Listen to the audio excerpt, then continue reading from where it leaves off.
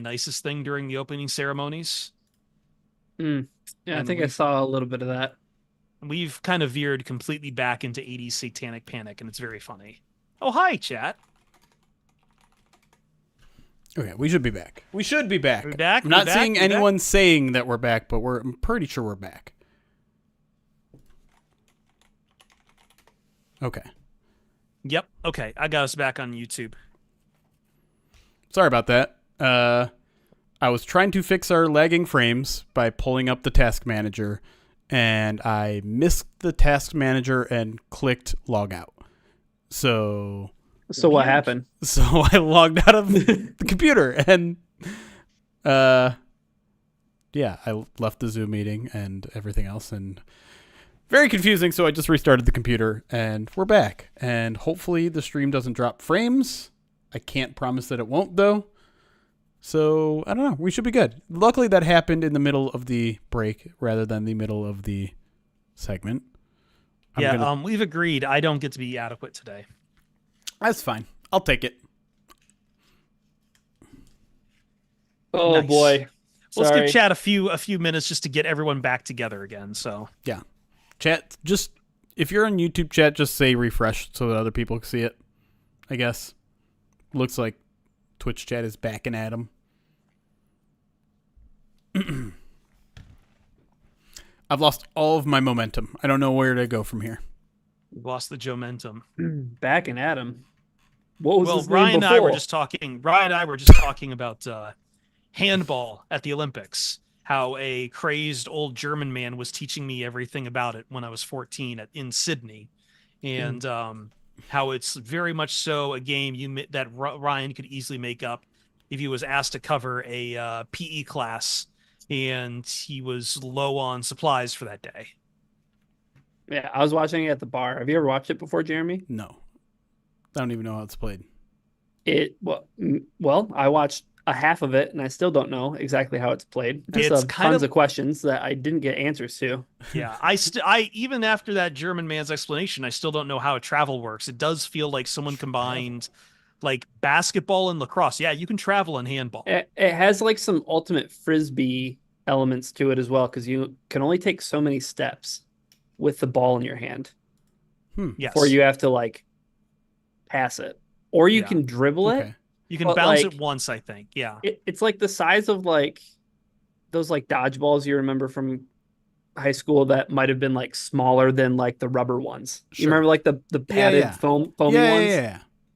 It's like that size, so it's like easy to like just have the ball. Like everybody Yeah. can like palm the ball easily. Because like a lot of these guys that I was watching out there, they looked like guys I would run into at the YMCA. It's like Yeah. they just dominate a handball because they have like rifles for arms. Like Cannons these, for arms, too. this guy was like he like I'll tell you what, if I'm scouting quarterbacks, I'm dipping into the handball talent a little bit. Well, hold on. I should probably share the Ilona Mar. Like, I don't know how many people have seen the Ilona Mar plays from women's rugby today, but she Another sport that I do not know like any of the Yeah, rules. anything about. I've Well, tried the to watch problem is rugby and I don't get it's it. also sevens, which is like completely different from what they play usually for rugby too. All of rugby I know is from Bluey, and that's I guess I'm not getting all of it. The It's just thing a that bothers me continuous the football most play. yeah, the thing that bothers me the most about it though is it looks like football, but it's not football. But still fun as hell. It could be for sure. Like EA Sports, didn't they make a rugby game? Someone was asking me that today, and I They could did. not remember. They did. They probably did. EA Sports like made I think like at least one, if not two rugby games, but guess what? They don't make rugby games anymore. Rugby can be an awesome sport, but like Yeah. football's way cooler. Well, football's going to be in the LA Olympics. Flag? Flag football, yeah. Yeah. I want Deshaun Jackson on that team for sure. I'm just gonna say, like the NFL, the league itself wants this flag football. Like I know people like, oh, it's flag football. They want it because both men and women can play it. and you don't need obscene superhumans in pads destroying each other. And you're also confined by the fact the Olympics are like at most a 2-week event. Yeah. There's no other way to put it in here, brother. That's something else.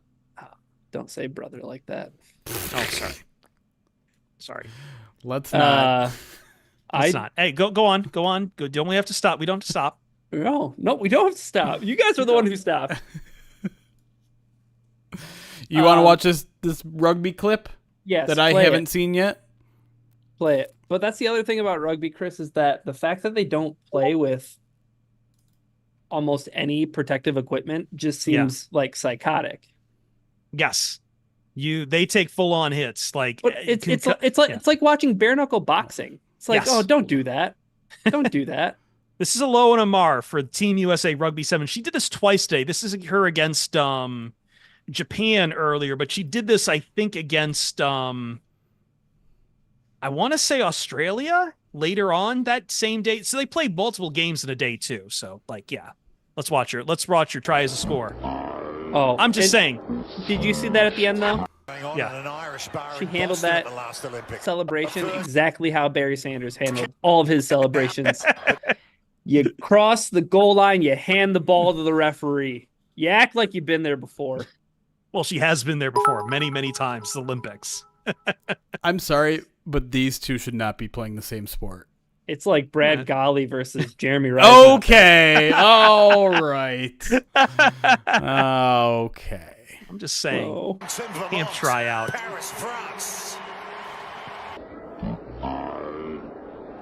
Also, she never stood a chance. No, that's the thing. It's like, she looks like a child. Okay, but here's the thing. She then did it later that day to a much bigger Australian player. The same play. But so that's what I wanted to know was like, we're looking at these players ahead of her and they're all just lunch meat, but like, are there other players that are her size? Maybe. I think they might be with Fiji. Or is she just like Wembanyama? Is she just like an anomaly? Look at that. That's why I'm saying. NFL camp tryout. I do wonder, like, maybe someone in the chat knows rugby better. Are there like positions that you want to have someone that big? Why aren't we going here? There we go. Also, like, her Twitter game is great. Ilona Mar, meets the most attractive man I've ever seen in my life. What's good, big dog? I'm lost. I don't know what's happening anymore. She's been calling it the villa at the Olympic Villa. So the Olympic Village. I'm happy the Olympics are back. Although, when I brought up the Gold Zone, my mom went full-blown boomer. That's not how I grew up watching the Olympics. And I'm like, okay, you also didn't grow up recording it on your DVR and then watching it from start to finish. So I would much rather have Goal Zone than listening to NBC's insanely weird produced thing they do in prime time that's just 3 sports and a couple American gold medals stamped in too. Like, yeah. Give me Scott Hansen. Is it all on just like NBC? It's on Peacock. Or you mean NBC's like on TV? Network of channels? Yeah, so it's NBC, CNBC, and USA. And I guess if you have like DirecTV, there's a couple of like alt channels for USA as well. But if you have Peacock, you can watch literally, I think, any event you want. Yep. I'm not getting Peacock. I just paid for a month. I'm morally against getting Peacock. I bit the bullet just for this. It's Thanks, $8 Roger Goodell. $8 for a season pass of Olympics. I'm fine with that. Nope. As soon as you put an NFL playoff game exclusively on Peacock, I was out permanently. What?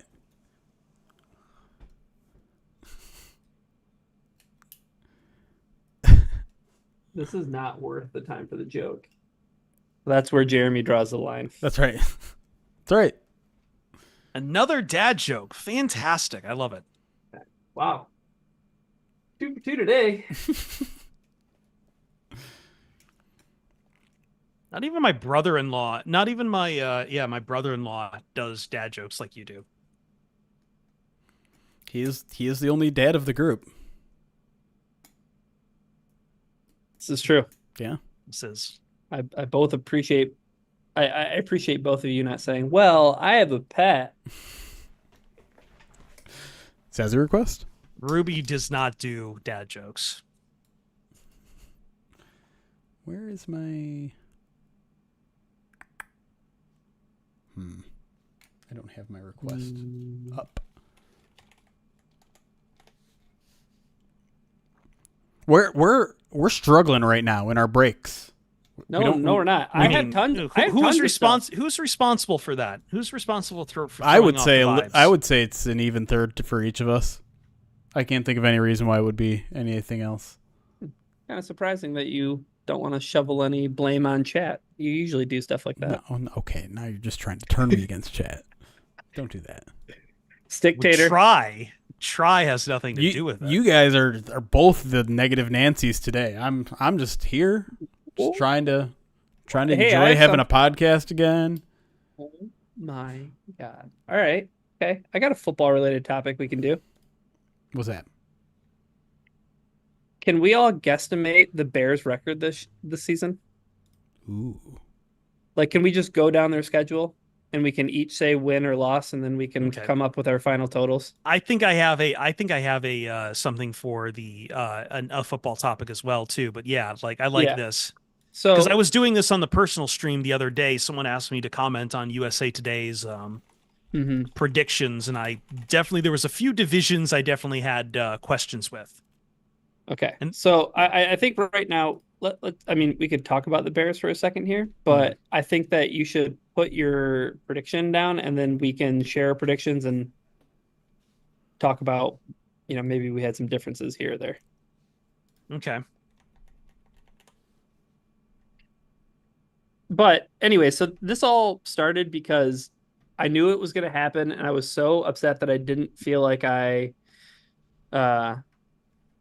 was so upset because I didn't want to take the time to go back and find a video of the Chicago Bears media team posting on Twitter of Justin Fields making a throw and being like, haven't seen a rookie do that or something like that. Right. And I was like, I know they're going to do this with Caleb at some point, or I know that somebody from Bears Twitter is going to quote tweet it and be like, never saw a quarterback in Chicago Bears do this before. I knew it was going to happen, and it happened. And I knew it was bait. Nobody else knew it was bait. But it was so clearly bait. Like, guys, do we not remember the videos of Justin Fields throwing across his body against air? Like, what are we doing? We're doing the same thing again. It's the one thing I despise about training camp is all of the clips that go viral and the aggregators who just like steal the video posted by some beat writer and just add the exploding head emoji, and it's like, look at me, I'm a creator, or the eyes emoji, exactly. It's lazy work. But anyways, people like it, I guess. I don't know. It's not honest work, I'll tell you that. I will say, like, there's at least a part of it that's a little bit of jealousy because the Lions are very conservative when it comes to the amount of highlights that they share. They don't allow you to take video at practice. So if you're going to training camp practice and you're like, oh, I want to take pictures. Oh, I want to give video. No photos. They're going to yell at you. You're going to get yelled at by security if you pull your phone out. So be aware of that. They don't let us take photos or video outside of them doing individual drills. So any like actual plays, we're not able to take any videos or photos. So we're just at mercy to whatever the Lions post, which is a very limited amount, which is a little bit of a bummer, but I get why they do it. So anyway, the schedule. Yeah. This is hard because you would think like the Bears are better than they were last year. And they went, 7-10 last year. Yep. So it's kind of hard to say and especially with this kind of a schedule, which is a lot more favorable to them to start. But I'm going to try to be as mean as possible with some of the losses. Just because I think there's places where they'll lose. Like, I don't think they're going to come out the gate with a victory. They're going to lose to Tennessee, even though I think Tennessee is hot ass garbage. At home opener, they blow it. That feels like a very Chicago way to start a season. So then they go 0-2 because they ain't beating Houston at home. They're starting 0-2. They get their win at Indianapolis. First win there. Pains me to say it, but I think it'll be the first win. Be a little unpredictable. Football's unpredictable, man.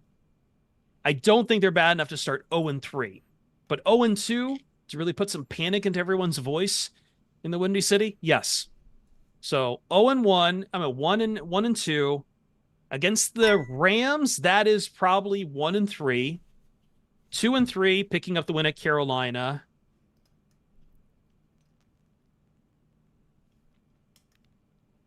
That is a London game. All right, then I'm fading them there. So 2-4. Yep. Jacksonville just knows how to do this stuff across there. So everyone's panicking in the bye. Then they'll start to pick up some wins here. Washington pick up a win. At Arizona, I don't know. This is going to take too long going game by game. Yeah. So 8-9. I know, but I'll say 8-9. I'll say 8-9. I haven't had the time to go through it, but like, this is the thing. Like, I was talking about this with some guys on the air about, like, talking about the Commanders next season, and they started chalking up like 2 wins for the Commanders over the Giants. And like, I'm sorry, you can't do that in division games. Like, think about this. For as dominant as the Lions were, the only team they swept in division was the Vikings. Yep. Like, you just don't sweep division games. It just doesn't happen. I start looking at their division schedule and I start seeing more wins for them. So yeah, I think 8-9 is good. To me, their out of division schedule is way easier. Like a shitty Patriots team, Cardinals team, not there yet. Washington team, not there yet. Jacksonville going through a lot of struggles. Carolina, worst team last year.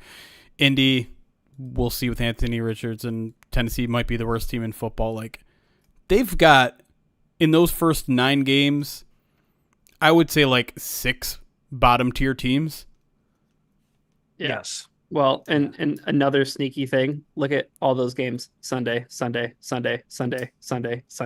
Like, they don't have a game that's not on a Sunday until Thanksgiving. Yeah. But so the only tough thing they do is go to London on a single week's rest. Oh, they're losing that Jacksonville game. Jacksonville does that all the time. So that's not, it's not going to be good for them. I have their absolute ceiling at 9 wins. Absolute ceiling.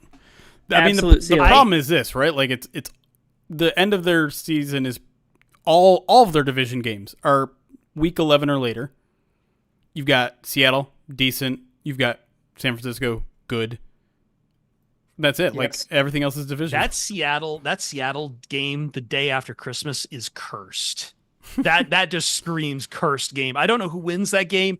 That's just a cursed game. I'm going to watch it. I'm going to hate myself for watching. It's going to be the ugliest game of the year, and I'm calling it right there. Here's what I'll say. I think they finished 3rd in the division. How about that? Is that a better way for me to put this? That's pretty safe, I would say. I think the Bears are closer to being 3rd than the Packers are to being 3rd.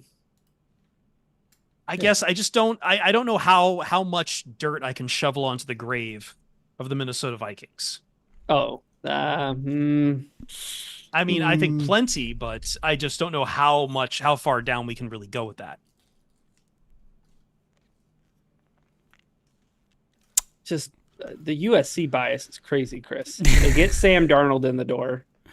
Jordan Addison needs to hire a driver. Can we get that guy an Uber? Can he download the Uber app, or is he an idiot? Hold on. I glazed over something very important, is that you seem to believe that I believe in Sam Darnold. I've never believed in Sam Darnold. Never. Not even when he was at USC. Never for a goddamn measly second. Not even when he had mono? I watched him throw off his back foot against Arizona. No, I was out then. Yeah. But I mean, how long are they gonna have to wait for Hawk? Is he ready to go? I mean, this is ultimately the problem is like, can they thread this whole plan of being like, yeah, we're going to wait for JJ McCarthy. Like, that's cool, but Sam Darnold doesn't care about your plans. I have a feeling I was talking to somebody that writes for Daily Norseman, so I don't know how well received that'll be on the show. But they had talked about how they got the sense from like a lot of Vikings Twitter that this is a reset season. Like they're not expecting playoffs. They're not expecting to maybe even have a winning season, right? They're just expecting to grow and develop. And that sounds nice in an off season, but then when you start losing games, I think the hooks start to come out. Yeah, I mean maybe it's also what they should have done 2 years ago. Yeah, like what? Move on from Cousins? Just reboot in a way that like why are you adding these veteran guys when you should be focusing on the draft? So 2 years ago, like after the fluky 2022 season where they won a bunch of games? I mean, I should have done it before that season, to be honest. They were lucky to get where they were. Here we go. I mean, they still were in a playoff picture until they completely fell apart down the stretch. Playoff picture, congratulations. I mean, Kirk Cousins did get hurt. Yeah. Last year they weren't winning a Super Bowl. Like even if they were to make the playoffs, they did not have a Super Bowl squad last year. No, I think that they were definitely stuck in like that awful evil cycle that teams get caught in with like the mediocrity stuff. Like the Pittsburgh Steelers are like the AFC equivalent, right? Like they're just spinning their freaking tires. That was the thing I hated the most about the USA Today predictions is that they had everyone in the AFC North having a winning record because they needed the Steelers to finish 9-8.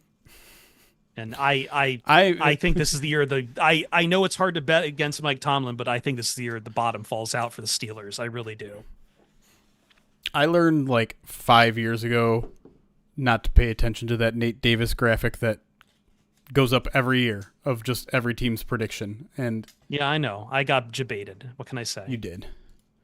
No, I know. And I know I got jebaited because the part of the graphic I didn't read until I found the full one and scrolled down was the Super Bowl was Jets defeating the Packers. And the Packers to get through the NFC went through the Bears, the Bears, the 49, the Lions, and then the 49ers. If it's a Jets-Packers Super Bowl, I'm going to say it right now. I will not watch that Super Bowl.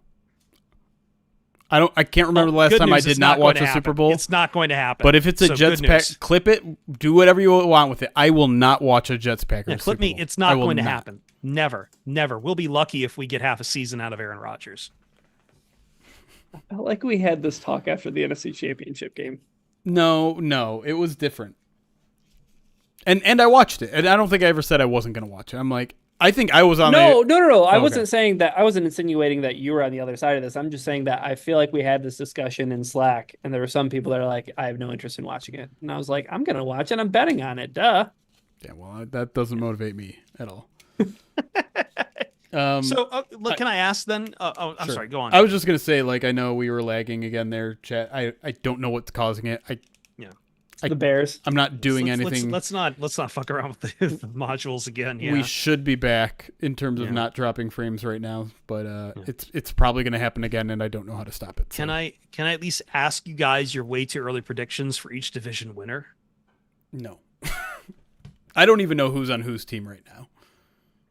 Ryan, can I ask because I know you have bets already on all these. No, I mean some, but. I see segment 2 chance in the chat, so I think we should. Okay. All right. I'm just trying to give. I would love to talk more football, but I'm just making sure that this Zoom thing isn't going to shut down in like 20 minutes. The longer we wait while we currently are not dropping frames is probably bad.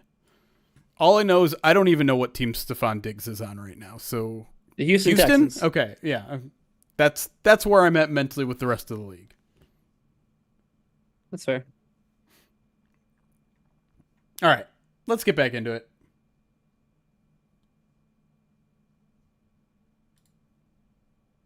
I'm ready when you are. You're gonna lead us back in, right? I know. I'm gonna bring us back in. I just.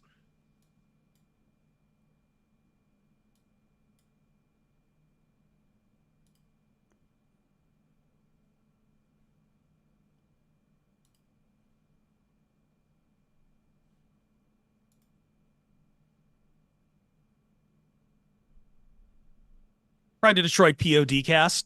Sorry for the technical difficulties in the break for those who've been watching live here. If you're listening on the recording, don't worry about it. Just know that I'm no longer the adequate host. Here to turn over to the new adequate host. I hand the wampum right back to Jeremy Reisman to continue us in our 2023 edition of Training Camp Buy or Sell. Yeah. Now I'm starting to understand why I was at fault for the technical difficulties. It's because this seat is just cursed. The hosting seat of the PODcast is cursed. Yeah. It really is. It really is. But yeah, anyway, when we last left off here on the PODcast, we were talking about the offense and some positional battles. There's one more left that I wanted to talk about, and that is the offensive tackle 3 job. We all know the starters, but it's been held by Dan Skipper for a while, and it seems like maybe Colby Sorsdal is coming for that seat after really repping hard at guard last year, and it seemed like that's where his future lies.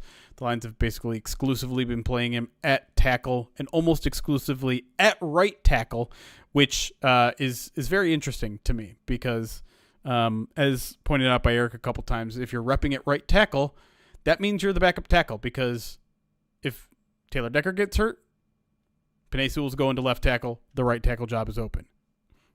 If Penei Sewell gets hurt, and please, Lord, don't let that happen, you're not going to move Taylor Decker to the right side. You're just going to slide in your OT3 in there. So, and Sorsdal's been getting a lot of the second team reps at right tackle while you have Dan Skipper over on the left side. That did change on Saturday, though, where we did see we did see Sorsdal drop down with the third teams. But let me throw it to you guys. Buy or sell Dan Skipper's job as the OT3 and roster spot are currently in jeopardy. I'll go to you first. Let me make sure. Where did you say Sorsdal was repping again? Right tackle 2. Second team, right tackle 2. Tackle. Okay. I just wanted to make sure I had that clear in my head. Okay. Yep. You want me to take this first, Ryan? So I think one of the big things of a swing tackle, which has been Dan Skipper's entire MO, has been the playing both right and left tackle. So I do need to see Sorsdal taking some time, maybe to start moving over to some left tackle duties in there. Get him as a pure swing tackle. And ultimately, the big thing still in Skipper's favor is we know what he can do, lining him up as a 6th offensive lineman. Like, that is a skill that is something the Lions like having in their bag. I don't know if Sorsdal is capable of that yet. We'll have to see as training camp moves on. And I don't think it's anyone else on the roster a skill that anyone has right now. It remains to be seen how long Giovanni Manu is going to be sitting out with his injury, which means until we resolve this NFI situation. He's back. To be clear, he's back already. Manu's okay, back. Yep, Manu's back. I'm sorry, I'm an idiot. I did not see that on the report. So can Manu do 6 offensive linemen? Can he? Not this I year. think this is again, that's the X factor that's going to keep Skipper, I think, on the roster. I don't know if he remains right tackle 2 or whatever, but I don't think his roster spot is in danger. I don't know if Dan Skipper's roster spot is safe. So I'm going to buy that his spot is in danger, just purely based on the fact that there's the point that Jeremy made with, Sorsdal repping at the right tackle 2. You got him on the right side. I think Dan Skipper is best utilized as a jumbo package tackle. Now, is that jumbo package tackle more valuable than having a more proficient or productive and efficient backup tackle in case something bad happens? You know what I mean? They're 2 different spots. Yeah. Like a jumbo offensive tackle is much different than I feel comfortable with this guy sliding in and playing right tackle in a pinch. Sure. Like, Dan Skipper was a luxury. And I think that Dan Skipper is a luxury that, again, he kind of fits in the how is everything going to shake out with the special teams guys. Like, it's obviously important, but like in order to make the roster, you have to do offense or defense and special teams, right? You can't do just one thing. if you're one of those guys like Dan Skipper at the bottom of the depth chart. So I think that Sorsdal's got a shot. I don't think that anybody really else has a shot to be the backup swing tackle. I think it's Sorsdal's job to lose.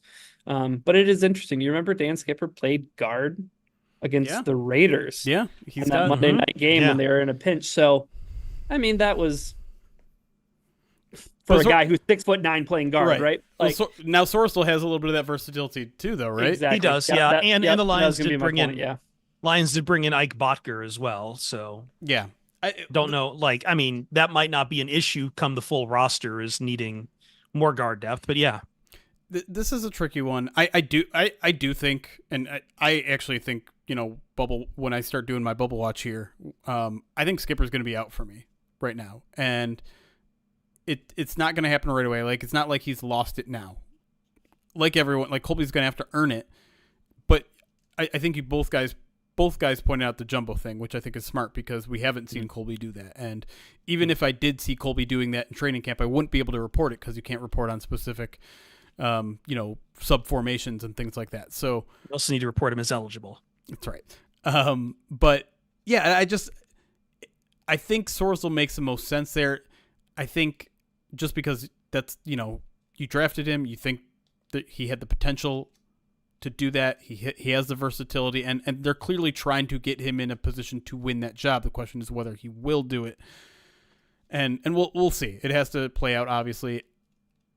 It sounds like maybe both of you are advocating for keeping both, and I just don't know if there's enough roster spots to do. You're not that's an inaccurate. No, I'm not. I'm just not sure how to really replicate some of the stuff we've seen them do with specific packages. Sure. If you can answer that, then yeah. But we've kind of run long on this. We do need to get to the defense.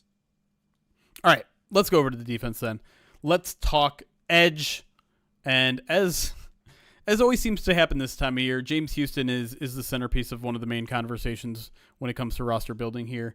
Obviously loses most of last year with the ankle injury. He's back.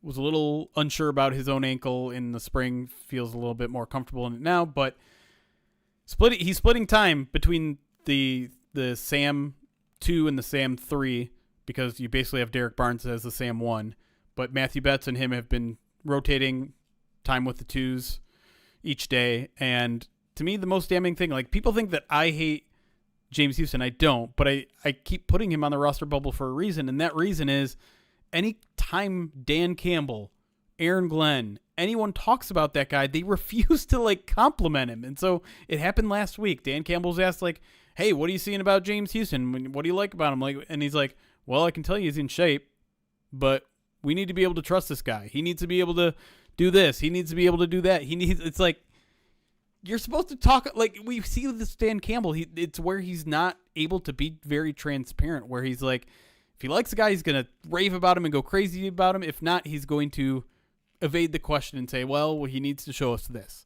And so my question to you, is James Houston actually on the roster bubble? Buy or sell, James Houston is on the roster bubble. I think this is the one me and Ryan agree on, so I'll let him go first. But I think it's time for us both to be wet blankets, Ryan. Yeah, I buy that James Houston is on the roster bubble, and I view that his spot on the roster in general is something that's definitely either up for the taking or they just don't really need a ton of work there. And it goes back to, like you were saying, Jeremy, the coaching staff gets opportunities to say nice things about James Houston, but on Thursday, when Dan Campbell says he knows he's got to be able to handle the same linebacker position for us and no different than what we just talked about, consistency, he needs to be able to handle the responsibilities of being a Sam linebacker. He can't just be a guy they put on the field to rush the passer because, hey, I mean, how to telegraph your defense 101. James Houston's on the field. Okay, he's going to be rushing the passer. If you don't have any positional versatility, I just don't think that there's room for you on the roster. So it goes back to my Dan Skipper conundrum, right? Okay, he's a great jumbo offensive tackle, but what can you trust him really to do much better than somebody else who's younger like Colby Sorsdal? Maybe I'm giving something, Chris, to Matthew Betts in the sense that, hey, it's a new guy. Let's see. He's got some experience. He might be coming in hungry. We've seen the production with James Houston. It sounds like the coaching staff needs to be able to trust him to do a lot more to justify him being on the roster. He is a pass rushing specialized Sam linebacker in a 4-3 base defense. Like, I know people love the sacks he put up 2 years ago. I totally understand that, but the run defense isn't there. He missed a lot of time last year. He's always been this very interesting thing that just doesn't seem to really fit the NFL, the modern NFL defense. Maybe that just might be just kind of, he's just really hard to use. I know there's plenty of ink that's been spilled about how he's a problem in more than one way than not. I was reading again in preparation for this, the Tyler Dunn piece about James Houston, but just I don't know if the Lions have the need still for a guy who lines up at Sam, but can only really be out there on passing downs. I think that makes him a problem in a different way, in that it goes against their entire team building philosophy, which is to be versatile. And unfortunately, at the end of the day, whatever upside Houston might have given you 2 years ago, I don't know how easy that is to keep replicating. And I don't know if that's a weakness. Like, again, you can't put him out there on rushing downs. Like, that's not something he can do. This is a really tough one for me, because I do agree with you both that I think he is on the roster. I think maybe the more interesting question is, should he be? Because while, again, I agree with everything you guys are saying in terms of, like, the Lions need that Sam position to be versatile. The whole duties of the Sam is that you don't know whether that guy's going to rush or drop into coverage. And you need to be able to defend the run. But even if you are showing your hand with James Houston out there and saying, hey, this guy's going to pass rush, there's, like, he's so damn good at it that you're almost like, yeah, we're going to do this. Now stop it. Go ahead and try. And that might be kind of worth it, at least a little bit, right? Like, is he going to average a sack a game like he was in that stretch in his rookie season? I don't know. Probably not. But he is pretty damn good at what he does. And it's a pretty damn valuable thing in the NFL to be able to rush the passer. And to be able to do it even if you are tipping your hand, even if everyone on the field knows you're rushing the passer, the great ones are able to still rush the passer anyways. And I'm not calling James Houston a great pass rusher yet, but he looks like a pretty darn good one. And so I think there's at least a conundrum here. And maybe, you know, I've certainly seen and read and heard some of the rumblings that maybe it's just not clicking with him, and you don't want to reward players that aren't really getting your defense, getting, you know, reading everything properly, reading their keys properly. You can't have that guy out there too long. But also, this team needs pass rush. Everyone knows it. And so, I don't know. But I guess that's the question for me, is like, is that pass rush? I guess that's the question I had in 2023. Is that pass rush still as electric as it was when he was a rookie? Is he able to get back to the 2022 form? I'll tell you what, he looks good in training camp. Now, he's mostly going up against second and third stringers, which is not the Lions' strength, right? Like, he's going up against Dan Skipper and Giovanni Manu. Yeah, I just think that's a burning question going into preseason games. Yep. Going into live snaps, that you just need to see more from James Houston. And one last thing I'll say real quick is that the coaching staff seems to talk about James Houston a lot like, you know, Jameson Williams was talked about at one point in terms of consistency and time on task. And maybe, again, it might be a maturity thing, right? Like Dan Campbell talked about, like how much JMO's grown in that respect. So. All right. Well, let's move on to the interior of the defensive line, although this guy has also been playing a little bit on the exterior. That is Levi Onwuzurike, who I would say is one of my standouts from the spring and summer combined. Getting plenty of time with the ones right now with no DJ Reader in there. And so he's been playing a little bit at defensive tackle. He's been playing a little bit at the edge, playing with the twos a bunch as well. Listen, they're putting a lot on his plate. Like, he is repping a lot out there. He's being a little bit disruptive. I can tell you he's feisty out there. He's, you know, we've talked a lot about the feistiness of these early practices and the shoving and all that stuff, and Levi's been in the middle of that, which should come as no surprise if you remember just his introductory press conference. But listen, a lot of people are very much of the belief of, I'm going to believe in Levi Onwuzurike when I see it. So, are you guys buying the Levi Onwuzurike hype? Buy or sell? A Levi Onwuzurike turnaround is actually going to come this year. Let's start with you, Chris. kind of has to, right? Like they brought at some point we have to see what the other projects are. They get Mackay Wingo. They've got Broderick Martin was sitting around there. DJ Reader's on a pup list for a little bit, but like you kind of need to. He kind of needs to do it. It's the burning question. I don't know if it's this is the problem. I don't know how to answer this. I don't know if it's coming or not. That maybe Ryan can answer that, but like the Lions need him to have the turnaround because they really do not have a lot of options left at DT or even DT depth really to speak of. They need Onwuzurike's turnaround. They need it.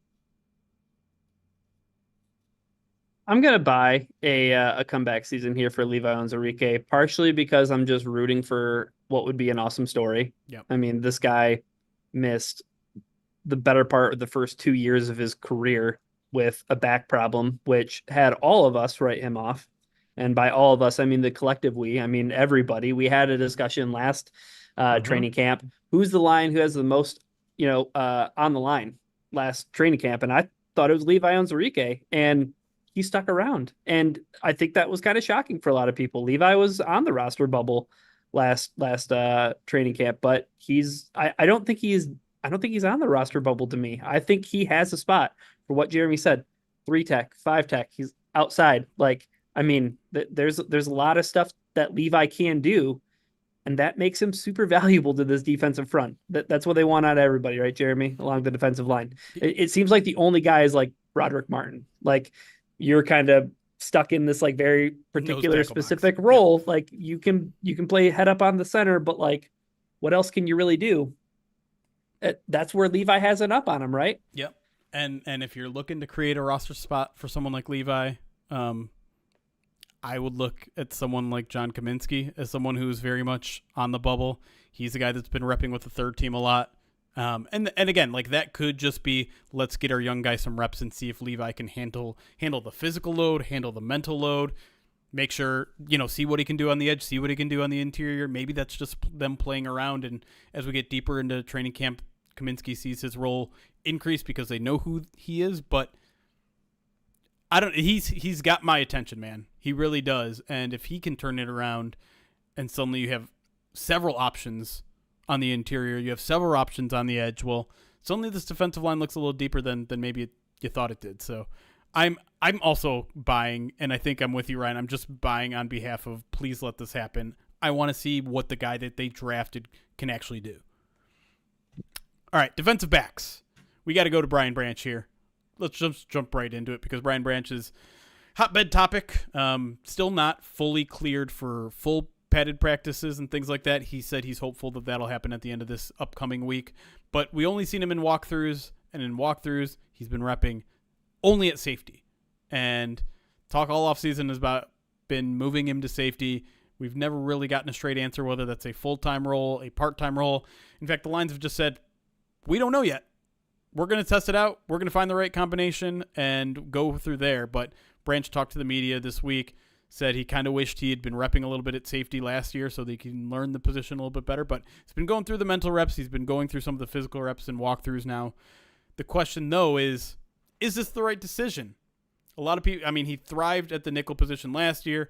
Now they're kind of moving some of their exterior guys to the interior. We've been seeing Emmanuel Mosley and Amik Robertson repping at nickel, where I think a lot of us thought that maybe those guys would be playing on the outside. In the spring, we saw Ennis Rakestraw playing some of the nickels. So my question to you is very simple. Ryan, we'll start with you. Is Brian Branch as a full-time safety an actual good idea? I want to sell this just because I know how good Brian Branch is playing nickel cornerback. Like that's the sole reason I want to sell this. I like him by the line of scrimmage. I like his run defense. I like how instinctive he is. He seems to make a lot of really, really good plays that are impactful when he's near the line of scrimmage. The idea of him going back to safety is awesome. Like, I'm fully on board with it. I just kind of default to that answer of I really like him at nickel cornerback, and that's what he did as a rookie in the NFL. Man, I would really like to see what he looks like in year 2. But they'll be able to move him around, Chris. So I'm cool with him at safety. It's just I don't want to give up what I know is really good about Brian Branch. Well, I don't have the exact snap breakdown, so correct me at any point, Jeremy, for being adequate here. But I think the one game where he's, according to Pro Football Focus and just looking through grades and stuff, the one game I think the Lions were starting him at strong safety was the Atlanta game in Week 3 last year. He got He more safety reps early in the season, particularly yes, after CJGJ went down. and I mean I know that's the Atlanta Falcons at the end of the day, but he posted his some of his best grades in coverage of the season at that strong safety position there. I think they gave him like an 89.2 position coverage grade. So like he clearly can do it. And I think that give him more time at safety. I think that's just better for the team overall. I love the upside when he can be the rushing guy, but I think you can kind of do the same thing, bringing him off of a zero blitz.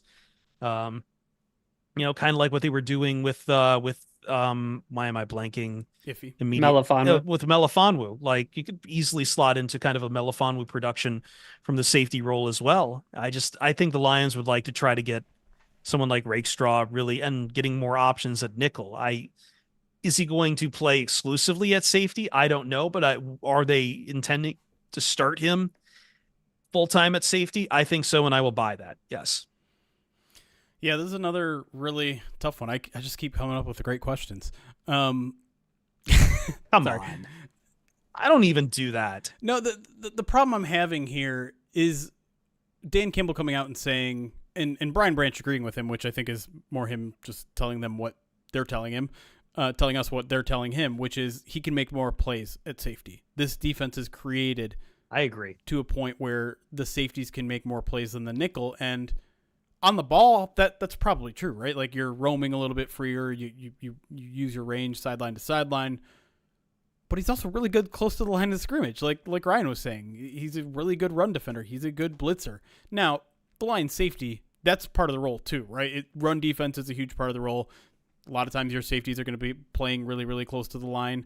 A lot of times you're going to blitz your safeties too, like Chris was saying with Iffy. So he's not, whether he's a full-time safety or not, he's not going to lose that identity of guy who can play towards the line of scrimmage, but he'll be doing it less. And that's where I think Ryan's anxiety of like, he was doing this really good. Why do you want to take that away from him? Even if it is, a fraction of the time, I get. But when push, and I think the other aspect of this too is like, are you confident in the nickels that they have versus Iffy being the safety that they have that they're going to have to take off, off the field? I mean, that's tough when you've got Rakestraw as a rookie. Yeah. Well, how much football has Emmanuel Mosley played in the past 2 years? Right. Emmanuel Mosley. That's true. Yeah. Amik didn't play his best football in the slot either. He was better on the outside. So you have a bunch of these nickels that have legitimate question marks. But how much are any of these terms even going to mean once we get into the season? I don't know. Knowing how fluid the Lion DB right. Scheme is. Right. And maybe the answer to all of this is Brian Branch is your safety when there's no nickel, and when there's a nickel on the field, he's a nickel. Yeah. At the end of the day, Brian Branch plays 99% of the snaps. Thank you. That's what's all important to all of us, right? We're it's a splitting hairs question, but yes. So the question did suck.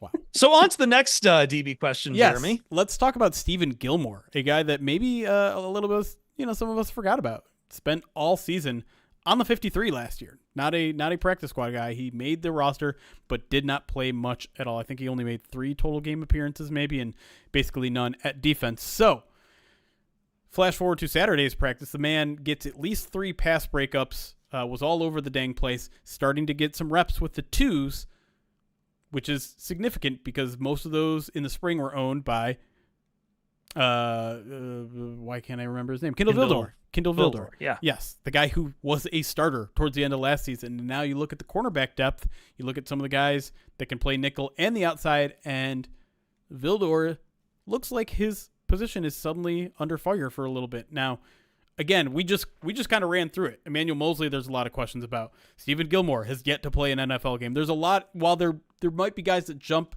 him, Vildor, in the depth chart, there are a lot of questions with those players. So very simply, and I'll throw it to you first, Chris, Kindle Vildor is out.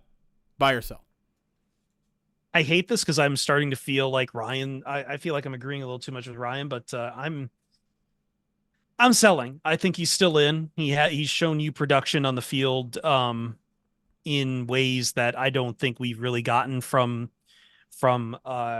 Gilmore recently. He kind of dropped off near the end of the season. His Minnesota game was not very good at all, but I mean, you ask him to sub in three, he gives you three very solid, in my eyes, solid games for a depth DB. Like, I'm more than happy to keep trusting him on this. I don't think he's on the. It's a much more crowded room, but I do not think it has crowded out Kindle Vildor just yet. Here's the thing: I have no problem with Kindle Vildor as a depth player. I don't think anybody would. Having Kindle Vildor start the NFC Championship game was just where the Lions were at, and I think that he's had a lot of blame kind of heaped on him after what happened, but it was just an unfortunate play. He was not the only Lions player making mistakes. I mean, at least he did what Nevin Lawson could never do, and like actually get his body parts on the football. Yeah. So, but I want to talk a little bit more about Khalil Dorsey, because you remember the awful illness that he suffered after the Chiefs game, where he had like a potentially like life-threatening condition. It was I can't pronounce it, but I'm looking at it right now. But like when damaged skeletal muscle breaks down rapidly and releases its contents into your bloodstream, that happened to Khalil Dorsey. He had an awesome preseason last year. I remember that Carolina game. Yeah. Being thoroughly impressed with Khalil Dorsey and just being pumped that, hey, the Lions have a little bit of corner depth. This is cool. Emmanuel Mosley's going to be back. The secondary is just fine. And then fast forward to needing to sign Kindle Vildor from the Chicago Bears, right?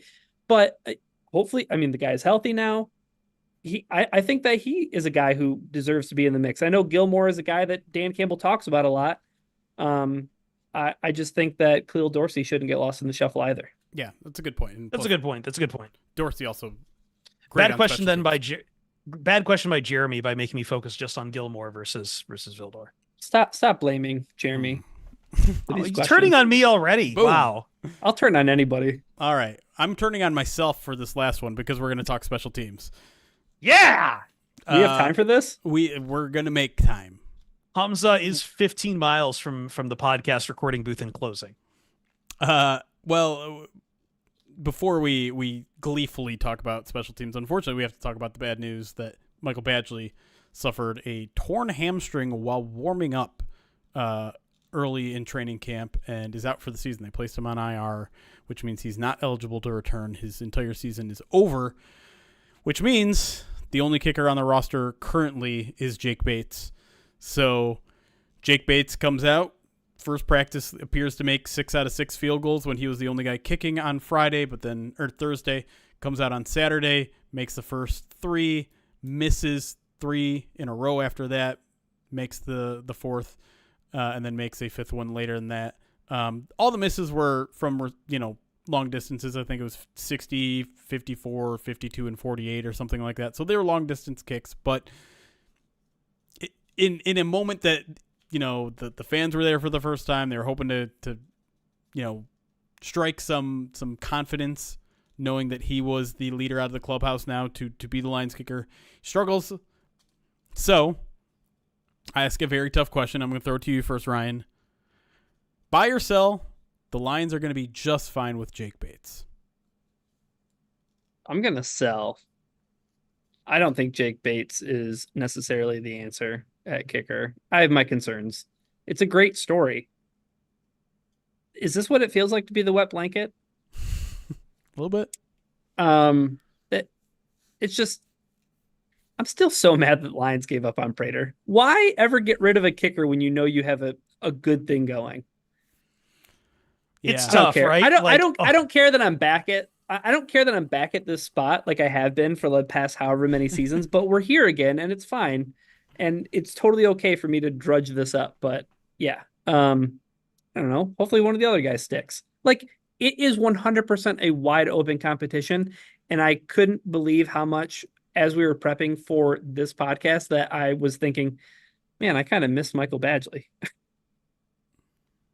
If Michael Badgley had been out there missing those kicks, would we still be panicked, or would you just be like, yeah, that's what the limit is of Michael Badgley?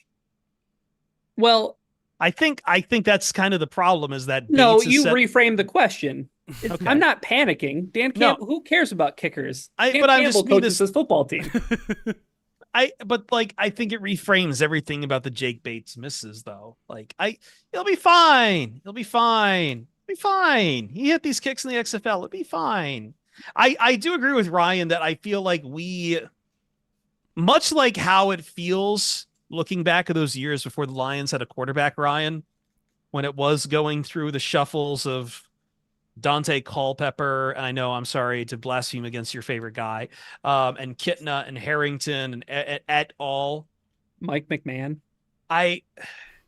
Is this what life after, like, we had a little bit of reprieve with Prater after Jason Hansen hung it up, and not like I'm saying Jason Hansen was, automatic all the time, but he was a reliable kicker for a very long portion of for a very long time. And now suddenly this is Lions with life after a established kicker. This is what it feels like. It feels nervous, doesn't it? I'm not too nervous with Dan Campbell. I don't know. I kind of am. Honestly, because, the one thing that you knew you were getting with Jake Bates is a guy that's capable of kicking 60+. The question surrounding him was whether he could make the intermediate stuff. That's the intermediate stuff is the stuff that the Lions are still going to kick. He'll be fine. Yes. How do you know? Because this is what it is with kickers, right? Because there's no other way for me to do any of this. Is what's frustrating about kickers, because if they do get yips for just a little bit of time, the question is, are they going to come off it? Are they get back on their hot streak? Who knows? All we have is either, oh no, it's over, or it'll be fine. And I'm taking the it will be fine. Sure. But the issue for us, anxious Alexes, is that there's no amount of data that we can look at with this guy. I know, and the problem is here's the other thing too. He's coming in way overhyped from XFL stuff. Yes, he is hitting very long stuff, but at the same time, I feel like people then got this idea that he's never going to miss ever from any distance, no matter what. And the reality is, kickers miss. They do, even the Hall of Fame ones. Now they don't miss when it's 66 yards out, but stop. Wow. Sorry. Just had to do it. Here's Ryan, one. Hold on. I'm not going to let you get away with that and just move on. Why? You gonna reprimand me? Why? Kind of. I'm holding in. This could get real ugly, like Tristan Wirfs, apparently. Here's something I will say about Jake Bates. 14 games in a dome this year for the Lions. Only 3 games outside. So I don't know. So go for 4th down on those 3 games. And let's get ourselves a 1 seed, baby. Let your wild thing hang. All right. You guys are off the podium. I don't know. Oh, God. Good. I hated that. No longer have to buy or sell anything. Save your money. Do I get 30 seconds of showtime? Nobody does. You both lose. You're the Drew Carey of game shows. I probably finished in the negative, so it's all right. Let's all end with a hoedown. I'll pass. I will pass. Okay, we went a little bit long on this one again, but that's what it feels like to be back. We're trying to adjust to the 2-segment show, and it's not going as easy. No, it's not. It's not, because we keep doing rundowns. Let's hit every position on the roster. People want content, baby. That's what they missed. I know. I didn't miss it. I like real games. They missed us being us. I know. I missed you being you. I missed me being me. I wasn't me for a long time. It's the man who sold the... I don't even know where I'm going with this. I'm going to... I thought you were closing the show. I don't know how to close... I don't know how to close the show. Oh, Jeremy held on to the wampum too long. No, this is Chris taking back the adequacy trophy. I know. Yeah, we had to pass it around fully. It lasted a segment. Fantastic. I love it. At Chris Perfett on Twitter, at Ryan_POD, at Detroit Online. What do we got coming up this week, Jeremy? More training camp. 5 straight days of training camp. So again, if you want daily updates in your inbox, hours after practice, Pride of Detroit Direct. PrideDetroit.com/subscribe to subscribe. Podcast 25 for 25% off. Go there. We got a midweek mailbag coming to the feed, I believe. Nope. Not this week. Okay, Not great. Fantastic. during training camp because we are too busy. Yep. Hopefully we'll get I'll be able to unveil some more stuff about a new upcoming podcast offering that is public here in the next couple of weeks. We're still putting the dice together for that to try to make a game out of this, much like Olympic handball, rummaging around. But for now, we're getting out of here. For myself, for Jeremy Reisman, for Ryan Matthews, it's been fun as always. We'll see you Starside. Recording stopped. All right. Somehow we survived. Nobody died. Oh, boy. Sorry about the stream today, guys. All right, one person died. Who? You. At the stream. Oh, the stream died once. RIP stream. What's this Jordan Schultz tweet? Anytime Jordan Schultz tweets, I assume it's about the Lions. Did he not put it in your inbox? Did he not say passing this along? I weaved it into our conversation. Oh, yeah, I didn't know what that was about. Now I see it. Now you get it. Tristan Wirfs very far apart from a long-term extension. Trade for him. Move Decker to guard. Stop it. Taylor Decker's going to come down here. You guys, it's funny to think back and look back to all of the talk about the Jared Goff extension. Considering, like, as I am looking at the Tua numbers and the Jordan Love numbers, that's something we did not hit on in the break, is the Packers giving a shitload of money to a guy who played 9 good games. Yeah. And by the way, the Cowboys still do not have a contract for Dak. Yeah, see, that's the one that I think we should be poking fun at. Because, like, I mean, we do this every single time a quarterback signs an extension. Every single time. It doesn't matter who it is. Doesn't matter what the numbers are. Oh, my God, he's getting that much. Those guys are stupid. And then next offseason, Patrick Mahomes is going to restructure his deal and get a lot of money again. Right. Right. Well, it's fine. Wait, hey, did you see what Bill Barnwell was projecting for Brock Purdy's contract next year? Was like 60? Yeah. 5 years, $325 million. It's crazy. Bold to presume that when the 49ers are going to finish second in the NFC West. Ooh, Rams or Seahawks? Rams. Oh, Seahawks are probably bottoming out, if I'm being honest. I'm with Chris. Ooh. I just don't believe in this Purdy magic, man. It can't keep happening. Are you nervous about week 1 then? No. So this is more about the 49ers collapsing than the Rams being good. Look, That's- you can... Or you I just am you don't want to impressed by think what about that. That's what I that am is. I don't impressed want to by think what the about 49ers have been doing, but at some point, new blood does come to the top of a division, and I'm with the Rams for a sea change here. That's me saying that's the West Coast. That's their problem. Yeah, that's their problem. Like this is East Coast, West Coast, kind of like Biggie Pac stuff. You know what I mean? Like they do what they do over there. We take care of our business over here. So Matthew Stafford is Tupac. I think the 49ers will win 10 games, Who does but that again, make Kelly Stafford? 10 games for the Packers is a step back. Stop. Please don't clip this. The thing with the Rams though is the Rams offense, I think, could be insane this year. If Cooper Kupp stays healthy and Puka Nacua keeps showing us what he did. Well, I mean, like my buddy stopping that. My buddy was telling me the other day that when those guys were all on the field, Kyron Williams, Puka, because like Kyron Williams gets lost in the shuffle too. Like, yes, he's legit good. Stafford had a run game for the first time ever. Yeah, and go figure. And they drafted Blake Corum, which is the real piece of Michigan you want. That's the final piece, as far as I know. The goal line TD vulture. I'm just kidding. Relax. But they did need an RB2 behind Kyron Williams for sure. But my point was that when all their offensive skill position players were on the field and healthy, like the Rams were the best offense EPA per play in the NFL. And they pick up Jonah Jackson at guard, Steve Avila under center. I don't know. I think their offense could be insanely good. And it's just like, how are they going to pick up the pieces on defense? But I mean, they drafted a couple of really good players. Like Kobe Turner was really good. I like Kobe Turner. They drafted some They drafted a couple of defensive line dudes. They got didn't they get Dallas Turner from Bama? No, Um, didn't the No, Vikings get him? Kobe Turner. You mean Kobe Turner? no. He No, went to but the they Vikings. You're right. But who yeah. went?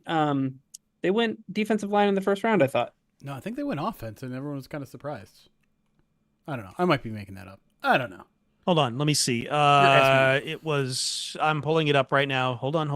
No, it was Jared Verse. Jared Verse. They Yeah. drafted. Yeah. That's right. The Florida State thing. They drafted Jared and first, then- and then they drafted Braden Fisk or whatever. Yeah. That's right. Yeah.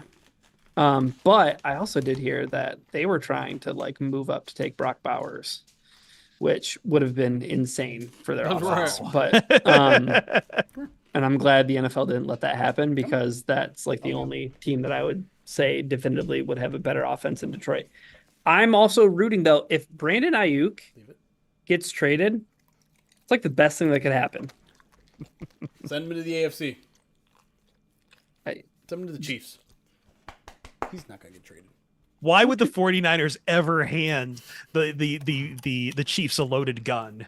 Oh, hey, because they would trade Chris Jones in return. They don't need defense. It doesn't matter. But that's the thing with an Ayuk deal. Like, I get it. Like, I think what's tough for the 49ers is they're probably already looking at like, oh man, like Purdy's not going to be free forever. It's going to cost money. And honestly, I think that if you guys remember when in 2022, real quick, in 2022 during the draft, you guys remember that there was a trade on the table, according to Rappaport, that Brad Holmes had made an offer for Deebo Samuel. And the 49ers rebuffed him. And it's like, I bet the 49ers probably wish that they could go back and make that trade. Because I think Brandon Ayuk is more valuable than Deebo Samuel. Well, can I say this? As interesting as that Ayuk holdout has been, the Trent Williams holdout is a bigger problem for them.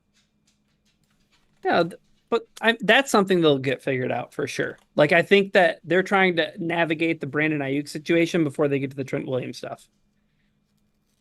Okay.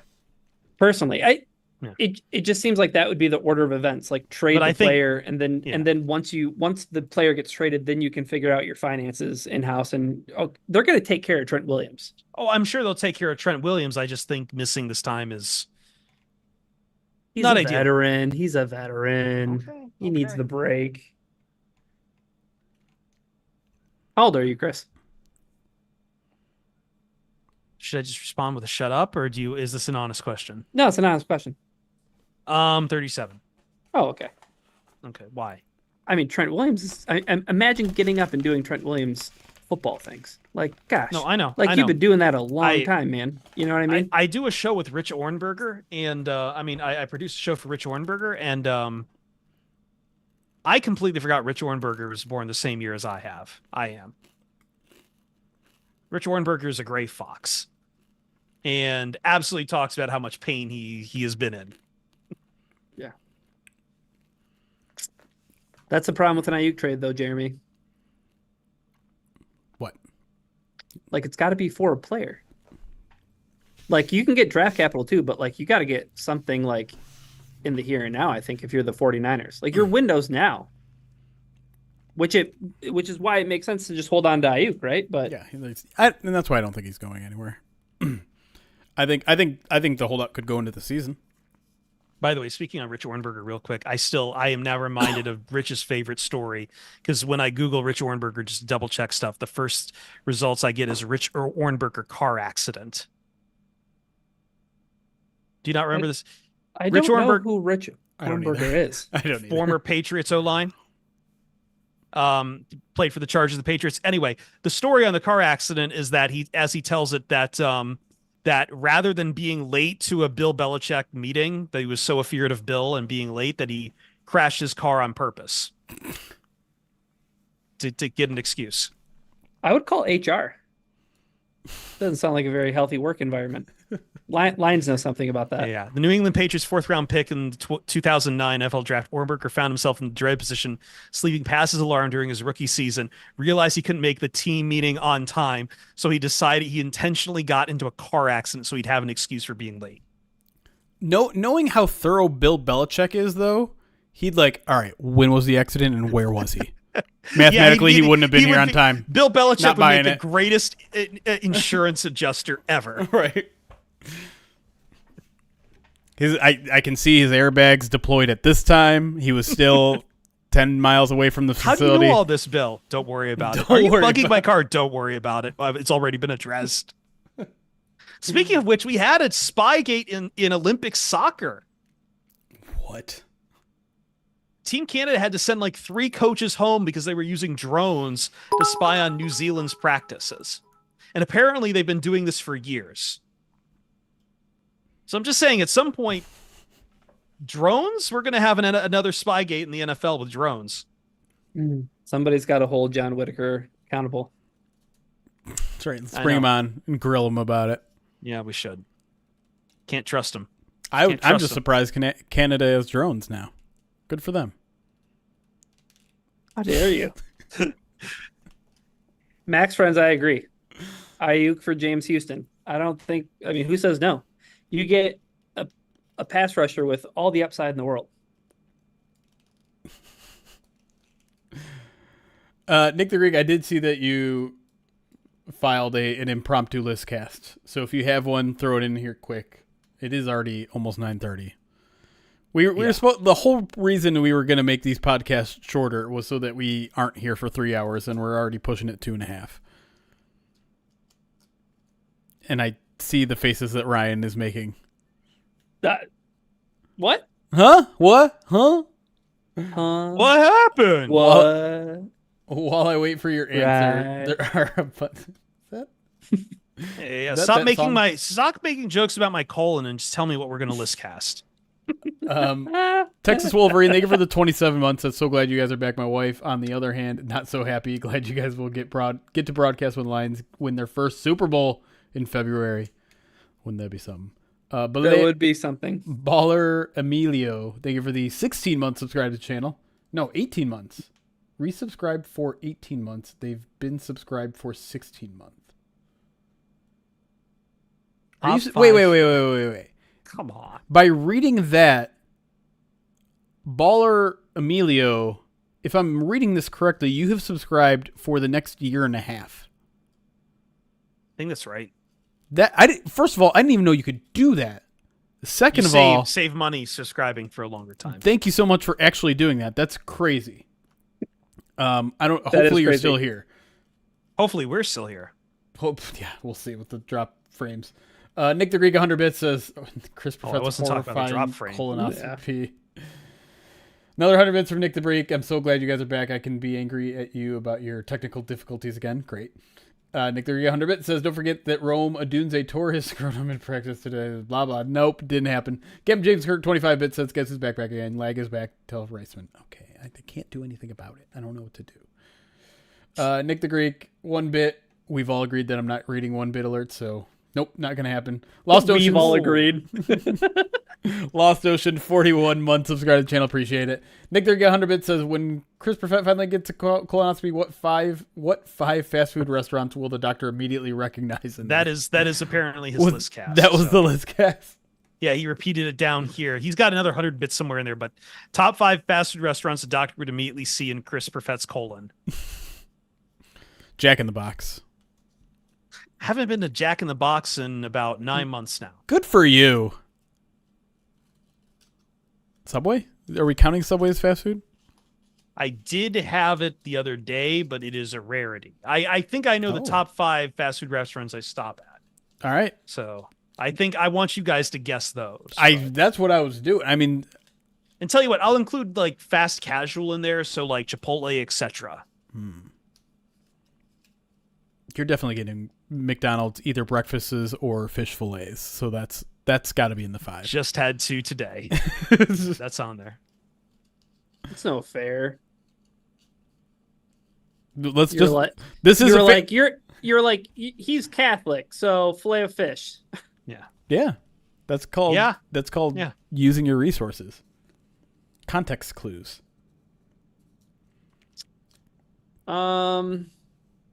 YouTube stopped streaming? What the frick? In and Out.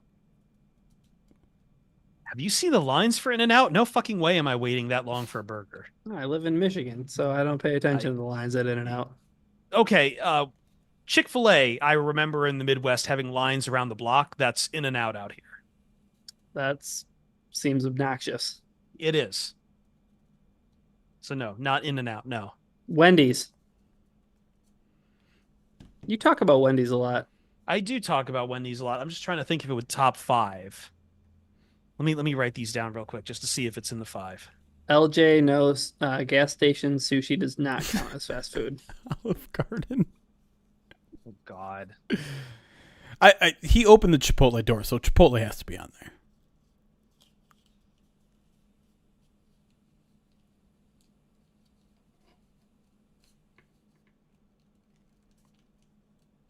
Okay, I think I have this list together. No, not Chipotle. Oh. Wendy's, yes. I will say yes to Wendy's. It's borderline, but yes to Wendy's. All right, I have one. Jeremy has one. I feel like I'm like, if this was Family Feud, I think I already have my 3 strikes. Yeah. Oh, really? Matthew's family to steal. Oh man, I'm picturing Chris in a Steve Harvey suit. I don't think you're going to get one of these at all. I don't. Oh, a Steve Harvey suit. Oh, my mother's been watching that. Oh, my God. I can't believe what just came out of this man's mouth. Good Lord. It better not be up there on the board. I'm going to say. You're not getting one of these. I'll just say that. If it was 2004, I would have said Quiznos. Yeah. I feel aren't you the one who always talks about Quiznos when we bring up subs? Yes, I am. I bring up a lot of Olga's. subs. I still haven't been to Potbelly, by the way. Dang, dude. Oh man. Is it worth it? I like it. Get the hot peppers in there. I can't believe we're back doing fast food talk, and it took People- a show. It took a show. No, I know. A lot of people talked about it. Yeah, They're like, wow, we I missed got your a fast food lot of takes. tweets about talking about food and how much they missed it. So hopefully didn't know those how This much is on it a was. very. I just like this is on a very personal, very disgusting level. As only Nick the Man. Greek could serve So, it up to be right. so right now on the board we have McDonald's and we have Wendy's. and Subway, right? No, not Subway. Oh, you're lying. Subway got too expensive, man. No, dude, those new dippers, you got to try those. Have you tried them yet? They're $4. Yes, I have. Oh, Out here in California, they're $4. they're $3 out here. I know. It's a steal. I know. This is my problem with Subway is it's California prices. Oh man, I feel so bad that you live in California. You shouldn't. I'm going out to Malibu on Thursday. Come on, make your guess. Make your guess. Come on. Jimmy John's, Close, but no cigar. Firehouse Subs, Jersey colder. Mike's. Now you hit it. Of course. Oh, Jersey That's such a Mike. Tommy. That's such a Tommy DeVito thing. I don't have a Jimmy John's anywhere near me, and apparently those are getting expensive too. But Yeah, I don't know if are there Jimmy John's in LA? I don't remember. way ever seeing away them. from me. When I live closer to USC, there is one, but I am very close to a free. I am like 4 points away from another free sub at. Oh, you can't see that at all. Hold on. I'm excited about your free sub. 68 points. 72 gets me a free sub. Sounds like you're 1 point away from what matters. Nice. I am logging off the stream in 60 seconds. So I don't. One less guess. Come on. Arby's. No, There's like 2 Arby's in LA. I do live near one of them. Culver's. That's not There's no LA. Culver's anywhere near me at all. Really? None. Yeah. They only do butter burgers in the Midwest. Yeah. All right, I'll give you the last two then. Taco Bell, Sbarro's. not Sbarro's. Taco Bell. I've fallen into the Taco Bell trap, much like Jeremy. Jeremy should know Taco Bell. I talked with him about Taco Bell. I haven't gone to Taco Bell in a while. The other one you weren't ever going to get was Yoshinoya. I went there Oh. once and I would never go back. Really? What is I it? need cheap eats. It's I don't even know. It's beef rice bowls. Yeah. It's like Japanese fast food. Beef rice like bowls, bulgogi. teriyaki chicken, bulgogi. Yeah. Oh, you know what? If I would have guessed again, what's the name of that chicken joint out there? Ooh, That's which what I one? should have guessed. I don't know. The one that like has Raising Cane's? No. They don't have Raising Cane's out in LA, do they? There is. I just went to one in Northridge the other day. Yeah. No, Not a good use of money. the rice and beans Dave's? place. No. Actually, that should be probably number 5 over Wendy's. Yeah. Pollo Loco. Pollo Loco. El Pollo Loco. Yeah. Pollo Loco is like, everyone talks about In-N-Out. Pollo Loco is the real LA joint. Right. Los Pollos Hermanos. Is that what you're thinking of? That's right. Now, Zanku chicken. Pollo Loco is like Mexican grilled KFC. It's I great. wouldn't do you like that. Zanku chicken. Name that song. No, thank you. You have no say. No Baby Driver fans in here. Oh, I'm a Baby Driver fan. Stop. What happens in that song? Is that what we call a young Adam Driver? Is it? No, it's not. It's not standing a young Adam Driver. It's the movie Baby Driver. No, I know. I've heard of the movie Baby Driver. I just realized that. That's my dad joke, I guess. Oh. I wasn't expecting it from you, though. I know. It's from that weird Beck song where he talks about getting with you and your sister. Know that one? No. I want to get with you. Oh, and your sister. I think her name is Deborah. The less I know of Beck, Deborah. the better. Beck's a weirdo. But I like his will music a take lot. Loser. I heard will he was take a loser. Yeah.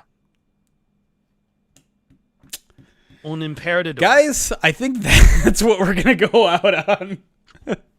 No. Crazy with the cheese whiz.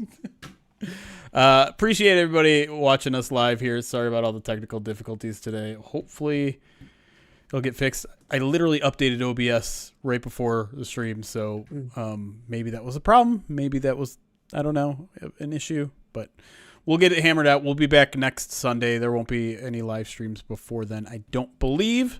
Yeah. Okay, this is good then, because I was worried because I'm going to be working a little bit later on Monday, but there's going to be a couple of no decaf streams, I think. Nice. I do have to go out to the coast at some point because I'm pursuing a personal goal of mine, but yeah, we'll see. We'll try to get some personal streams in. So I'll definitely be live Monday. It just might be a little bit later in the evening. Skeet. With the rate of 2 Wow. just as we're closing up shop. You know what? We haven't rated someone in forever. Maybe we should do that. I don't know. We got 100 viewers. Let's see if there's someone worth rating. Can you still use an Amazon Prime Well, here we to go. subscribe? Yeah. How? It's been so long. I don't remember how to do it. You hit the little Can purple we, subscribe button. Here, I'll I have show it someone on to screen. rate. Yeah, I have someone to rate as well. No, my purple button says gift a sub.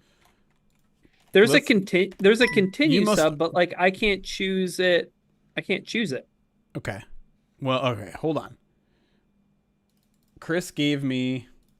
Oh, well, I don't have my Twitch sub available, but we're going to raid this person.